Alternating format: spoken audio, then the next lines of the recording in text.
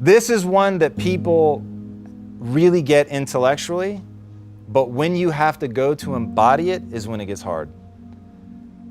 What I look for in a friend, I don't want sympathy. I don't want sympathy.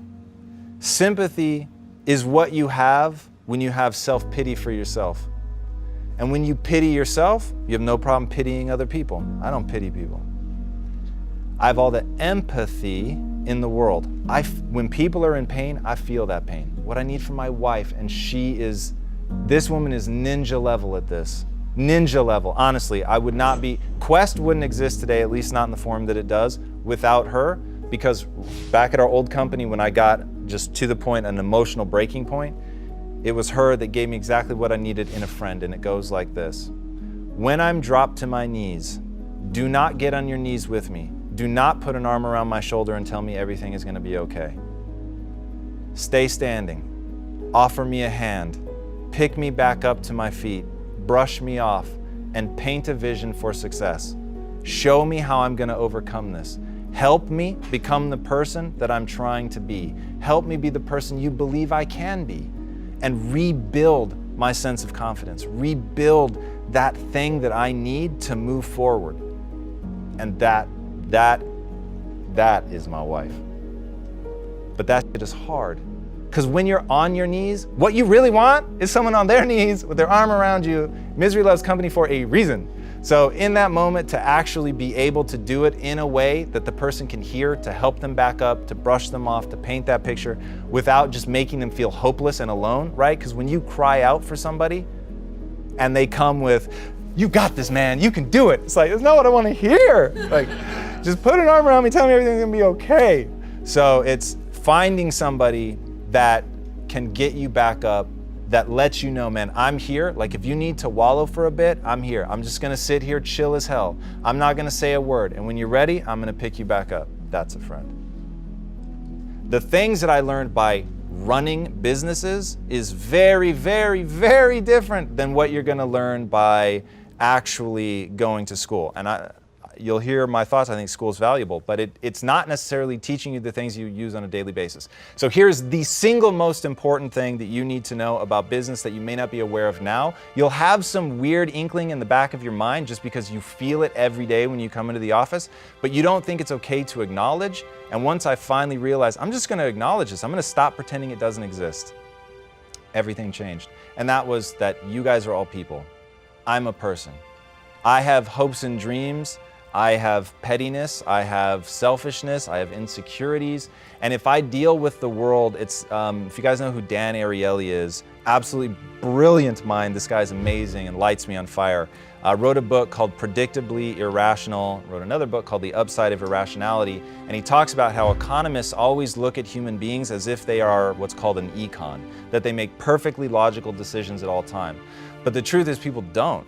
The truth is people will argue for a dumb idea because it's theirs and because they build their self-esteem around being right and it makes them feel right. And if they can just win that argument and feel right, they will get a secretion of dopamine in their brain and they will be rewarded for fighting really hard for that really stupid idea simply because it's there. And they may not even understand why they're doing it.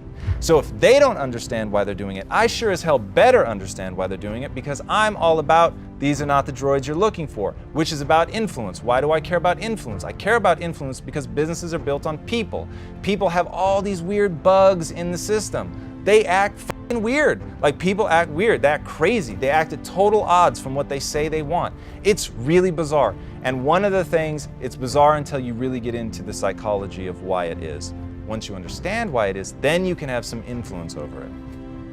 So that really is the thing nobody talks about, and I'm always weirded out how nobody talks about emotion. Nobody wants to connect. Brene Brown talks about vulnerability. If you don't know Brene Brown, look her up.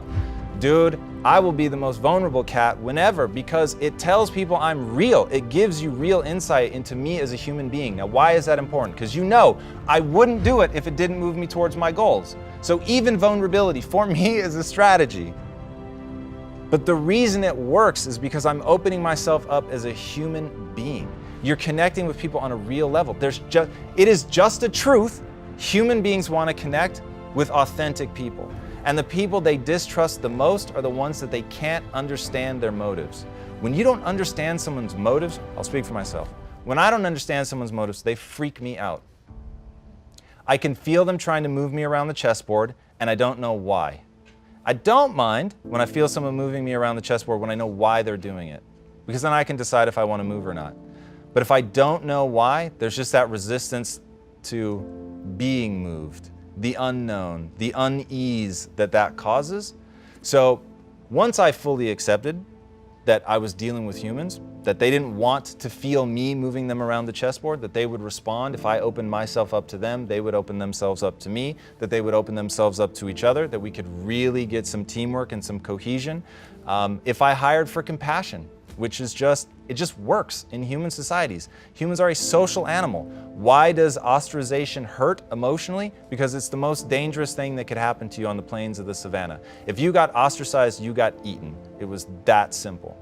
So for us, as a survival mechanism from an evolutionary psychology perspective, we've got to be able to bond and connect with other people. And once I finally realized business can try and abstract itself from that, it can try and rise above that with suits and ties and code of the way that things are supposed to be done and acting professional, I don't act professional.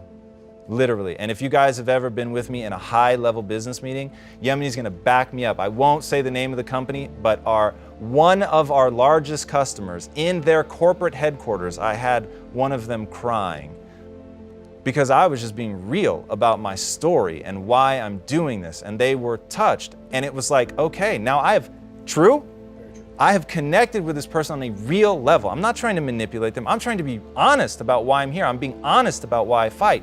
Now, that was weird for me in the beginning. It was weird for me to reveal so much of my truthful self because I really had to accept being rejected. I had to put myself out there in a vulnerable way because they could have laughed and been like, that's so ridiculous. What do you know about business? You're just a kid. But they don't. It's all about humans. Humans, humans, humans. If you are dealing with humans, don't fall prey to the structure that people try to put around it. It won't work long term. In you right now is the ember of something you don't want to admit to yourself. I promise you. And if you let me interview you long enough, I will get to that thing. And you will resist me trying to get to that thing for a very long time. First, you'll give me a bullshit answer. First, you're going to tell me that you want to be happy. That's useless. I need to know what makes you happy. I need to know how you plan to be happy. Okay? When people say generically that they want to be happy, they might as well tell me that they want a hit of meth because they're just saying I want a chemical state. Great. It's transient. It's going to go away. That's not very useful for you. Then, once we get past that you want to be happy, you're going to guess at some random things that make you happy. I want to be around my family, all that. Okay, well, let's put that in context. You're here seeking a job, or you're asking me a question about being an entrepreneur, and you're telling me that the thing that makes you happy is being with your family. I can't help you with that. In fact, I'm going to do the exact opposite. If I do my job, I'm pulling you all away from your family all the time. I'm trying to get you to commit so deeply to what we're trying to accomplish here that you're going to be absent just from a physical time perspective. And my only hope is that I light you on fire with so much passion that I send you back to your family full of joy, optimism, and a vision for you being able to do anything you want. Now that's infectious. Your family will love you for it, and they'll push you right back into my loving arms. But that's still not the truth. That's me feeding you answers. So once we get past that and we paint that picture, we finally get to I don't know, which is the truth that lies on top of the better truth that I'm going after, which is that thing underneath that you never thought you were able to acknowledge, that is the thing that you really want. And for me, it was finally admitting that I didn't have to wait for my family to make good choices. I could find a way to trick them into eating healthy. Once I honestly accepted that that's what I wanted, that I was not prepared to wait, that I was going to be a Jedi. I was going to walk up to somebody and I was going to get them to do things that was quite literally against their will. And I was going to make them want to do it. And it was going to be better for their life. And they were ultimately going to thank me. And I was going to do it without any force at all. I was going to do it by understanding them as a human being, by attaching myself to the things that were already working for me, their biological impulse to eat something that they crave, their biological impulse to soothe themselves with food. I knew, I've got all that. I know those levers are there. So now I just have to do the hard work of making something that's actually good for them that has all of those taste pathways. Once you get to that thing that you just, for whatever reason, I use video games a lot just because it's one thing, at least when I was growing up, your parents told you it was stupid, they told you you were wasting your life, but in your head you're like, but I really love this. Like I'm not killing time, you understand that, right? Like I'm angry, I'm about to throw stuff at my TV, like I'm not having a good time, but I love it.